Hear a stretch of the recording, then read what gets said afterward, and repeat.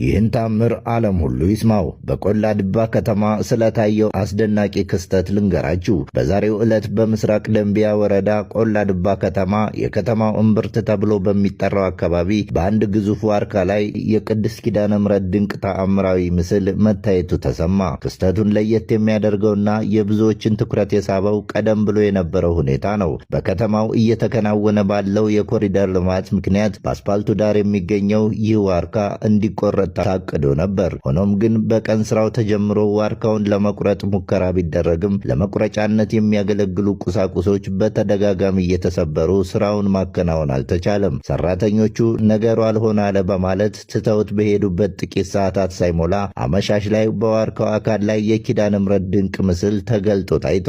በአሁኑ ሰዓት የከተማው ሕዝብና ከአካባቢው የመጡ ምዕመናን በቦታው ተገኝተው ይህንን ድንቅ ተአምር እየተመለከቱ ይገኛሉ። ይህ የእግዚአብሔር ሥራ ነው እንጂ የሰው አይደለም በሚል ምስክርነታቸውን እየሰጡ ነው። ዛፉ ሊቆረጥ ሲል መሳሪያው አልሰራ ማለቱ የነገሩን ድንቅነት ያሳያል። አሁን ደግሞ ይኸው እናታችን ተገለጠች የሚሉ የቆላ ድባ ከተማ ነዋሪዎች በርክተዋል። ይህን ድንቅ ምስክርነት ለወዳጅ ዘመዶ በማጋራት የዓለም ሕዝብ እንዲሰማው ያድርጉ።